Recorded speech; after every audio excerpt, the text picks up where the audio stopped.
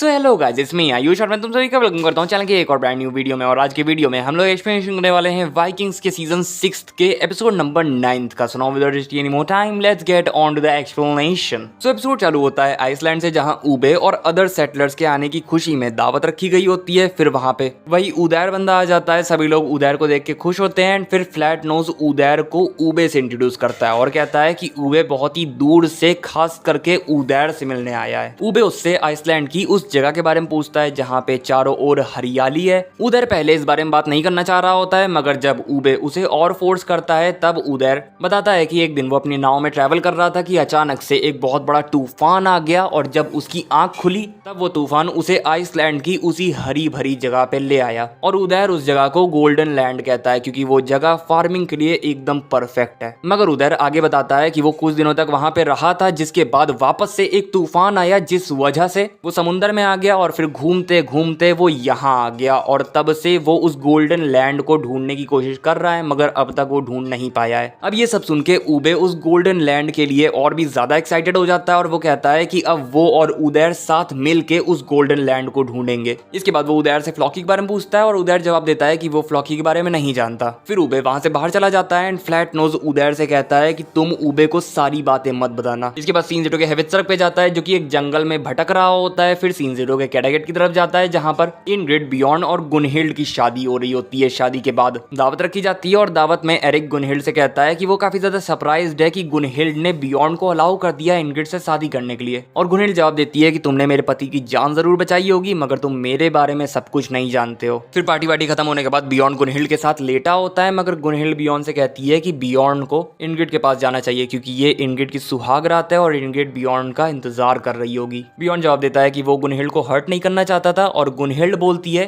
कि हाँ वो जानती है, मगर बियॉन्ड इस चीज में फेल हो गया है। अब बियॉन्ड ने एक डिसीजन ले लिया है तो बियॉन्ड को अब अपने इस डिसीजन पे अमल करना चाहिए, वरना वो बियॉन्ड की रिस्पेक्ट नहीं कर पाएगी। जिसके बाद बियॉन्ड गुनहिल्ड को किस करके वहां से इनग्रिड के पास चला जाता है। और बियॉन्ड के जाने के बाद गुनहिल्ड रोने लगती है क्योंकि हमने थ्रू आउट द सीरीज देखा है कि बियॉन्ड एक औरत के साथ नहीं टिक सकता और गुनहिल्ड भी ये बात जानती है कि बियॉन्ड एक औरत के साथ नहीं टिक सकता, जिस वजह से उसने अपने दिल पे पत्थर रख के बियॉन्ड को इनग्रिड से शादी करने की परमिशन दी। इसके बाद सीन 0 के नेक्स्ट डे की तरफ जाता है जहां बियॉन्ड एरिक से कैडागेट के आसपास पेट्रोल करने को कहता है क्योंकि वो जानता है कि किंग हेरल्ड शायद अटैक कर सकते हैं। इसके बाद सीन 0 के आइसलैंड की तरफ जाता है जहां टोरवी अपने बच्चे की डिलीवरी करने की कोशिश कर रही होती है, मगर उसे काफी ज्यादा प्रॉब्लम हो रही होती है क्योंकि बच्चा सही डायरेक्शन में नहीं होता है। फिर उधर वहां पे टोरवी और टोरवी के बच्चे की सलामती के लिए प्रे करने आता है। पहले तो वो वाइकिंग्स के गॉड से ही प्रे कर रहा होता है। इसके बाद टोरवी का पेट काट के उसे जान से मार के उसके बच्चे को निकालने के लिए चाकू लाई जाती है। टोरवी को हाली की आत्मा दिखाई देती है जो कि उसे अपने साथ चलने को कह रही होती है, मगर टोरवी मना कर देती है और कहती है कि वो अभी हाली के पास नहीं आ सकती। और इसके बाद ही अचानक से टोरवी का बच्चा सही डायरेक्शन में आ जाता है, उसकी डिलीवरी होने लगती है। उदैर क्रिश्चियन गॉड से प्रे करने लगता है एंड फिर टोरवी का बच्चा सक्सेसफुली डिलीवर हो जाता है, जिससे सभी लोगों के जान में जान आ जाती है और वो लोग खुश हो जाते हैं। इसके बाद सीन 0 के एरिक की तरफ जाता है जो कि अपनी टीम को लेकर कैडागेट के आसपास पेट्रोलिंग कर रहा होता है कि तभी उसको प्रिंस ओलेग के द्वारा भेजी गई अनदर रेडिंग पार्टी दिखती है। एरिक उनके बारे में और चेक करने के लिए और जानने के लिए अपनी टीम को लेके आगे जाता है, मगर वो लोग एरिक की टीम को देख के एरिक की टीम के ऊपर अटैक कर देते हैं। एरिक की टीम पहले तो उन लोगों से लड़ने की कोशिश करती है, मगर जल्द ही एरिक नोटिस करता है कि उसकी टीम हार रही है, जिस वजह से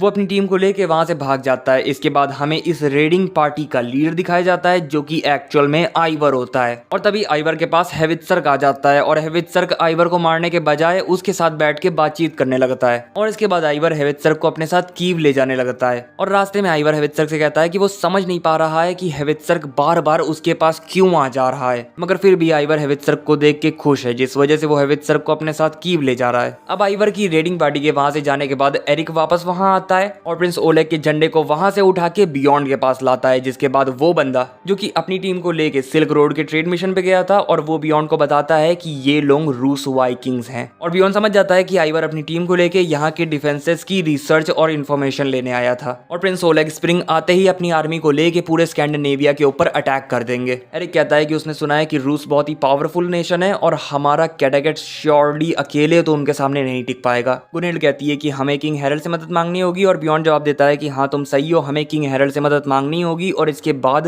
बियॉन्ड एरिक से कहता है कि एरिक ये सारी बातें जाके किंग हेरल्ड को बताए और उनसे उनकी हेल्प मांगे। इसके बाद सीन जीरो के आइसलैंड की तरफ जाता है जहाँ ऊबे के बेटे की जन्म की खुशी में सब लोग सेलिब्रेट कर रहे होते हैं और ऊबे सबको उनकी हेल्प के लिए थैंक्स कह रहा होता है। एंड ऊबे ने अपने बेटे का नाम रैगनार रखा है। फिर वो उदैर से उसकी प्रेयर्स के लिए थैंक करता है, मगर इसके बाद वो उदैर से कहता है कि वो जानता है कि क्रिश्चियन प्रेयर्स कैसी होती हैं, क्या होती हैं, और उसने नोटिस किया है कि उदैर क्रिश्चियन गॉड से क्रिश्चियन प्रेयर्स कर रहा था। तो आखिर उदैर ने ऐसा क्यों किया? उदैर पहले तो टॉपिक को डॉज करने की कोशिश कर रहा होता है, मगर जब ऊबे उसे थोड़ा और फोर्स करता है तब उदैर बताता है कि वो पहले एक मंक था, मतलब एक क्रिश्चियन प्रीस्ट था, और उदैर बताता है कि तब उसका नाम एथल्स्टन था। उदैर बताता है कि उसे रोम द्वारा स्कैंडिनेविया भेजा गया था, मगर यहाँ के लोग इतने ज्यादा खतरनाक थे कि उन्होंने उदैर के सारे ऑलमोस्ट साथियों को मार डाला और उसको भी बहुत ज्यादा भगाया। फिर एक दिन इस बंदे को रियल उदैर मिला, जिसके बाद इस बंदे ने उस रियल उदैर को जान से मार के उसकी आइडेंटिटी ले ली। उदैर बताता है कि रियल उदैर बहुत ज्यादा बीमार था और वो जल्दी ही मरने वाला था, जिस वजह से इस बंदे ने रियल उदैर को मार के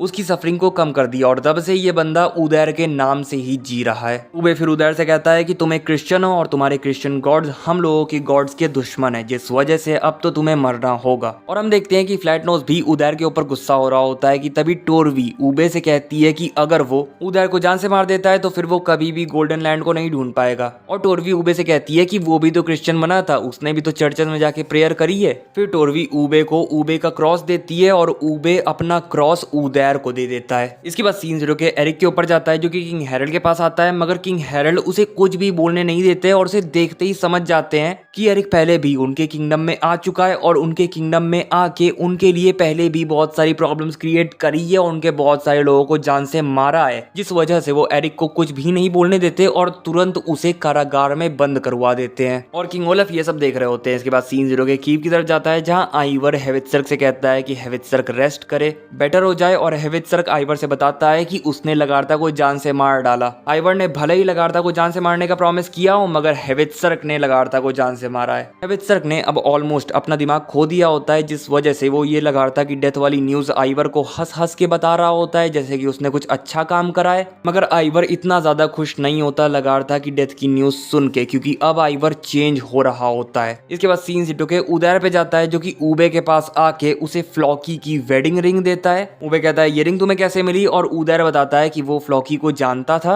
और फ्लॉकी के लिए उसकी वेडिंग रिंग सबसे ज्यादा इंपॉर्टेंट थी, मगर फिर भी उसने अपनी वेडिंग रिंग उदैर को इसलिए दे दी क्योंकि अब वो इसे अपने साथ नहीं चाहता था। अब वो कोई भी चीज को अपने साथ नहीं चाहता था। ऊबे बोलता है कि मुझे सच सच बताओ कि यहाँ एक्चुअल में क्या हुआ था, और उदैर जवाब देता है कि फ्लॉकी का ह्यूमैनिटी में इंटरेस्ट खत्म हो गया था। फ्लॉकी अब ह्यूमंस के साथ कोई भी किसी भी टाइप का कनेक्शन नहीं चाहता था, जिस वजह से वो इस सेटलमेंट को छोड़ के चला गया था और अब किसी को नहीं मालूम है कि फ्लॉकी कहाँ है। ये सब सुनने के बाद ऊबे वहां से जाने लगता है क्योंकि उसने डिसाइड कर लिया होता है कि वो उदैर को अपने साथ गोल्डन लैंड को ढूंढने के लिए नहीं ले जा रहा है। उदैर उससे कहता है कि अब तो मैंने तुम्हें सब कुछ सच सच बता दिया है ना, अब तो मुझे ले चलो, मगर ऊबे फिर भी उसे मना कर देता है। इसके बाद सीन जीरो के किंग ओलफ के ऊपर जाता है जो कि किंग हेरल्ड से कहते हैं कि किंग हेरल्ड ने अपने मुंह से ही कहा है कि उन्होंने किंग ओलफ को जिंदा इसलिए रखा है क्योंकि वो सोचते हैं कि किंग ओलफ इंटेलिजेंट है और एक दिन वो कुछ ऐसी बात कहेंगे जो कि किंग हेरल्ड के फायदे की होगी। तो अब किंग ओलफ किंग हेरल्ड से कहते हैं कि किंग हेरल्ड को एटलीस्ट एक बार सुन तो लेना चाहिए कि एरिक क्या कहना चाह रहा है। इसके बाद किंग हेरल्ड एरिक को अपने पास बुलाते हैं, उसकी बातें सुनते हैं, एंड फिर किंग हेरल्ड को मालूम चलता है कि उनके किंगडम के ऊपर जिन लोगों ने अटैक किया था वो ऑल्सो रूस वाइकिंग्स थे, जिस वजह से एरिक किंग हेरल्ड से कहता है कि किंग हेरल्ड को बियॉन्ड के साथ अलायंस बनानी होगी ताकि वो दोनों साथ मिलके इन रूस वालों से लड़ सके। किंग हेरल्ड अभी भी एरिक की बात मानने को तैयार नहीं होते हैं, मगर एरिक किंग हेरल्ड से कहता है कि अगर उन्हें स्कैंडिनेविया को बचाना है तो उन्हें बियॉन्ड के साथ अलायंस बनानी ही होगी। जिसके बाद किंग हेरल्ड एग्री करते हैं, मगर उनकी भी एक कंडीशन होती है और वो ये कि बियॉन्ड और उसके सारे सोल्जर्स उनकी रियासत में आके किंग हेरल्ड के अंडर में से लड़ें। इसके बाद सीन जीरो के आइवर पे जाता है जो कि अपने भाई हेवित्सर्क को प्रिंस ओलेग और प्रिंसेस कार्टिया से इंट्रोड्यूस करवाता है।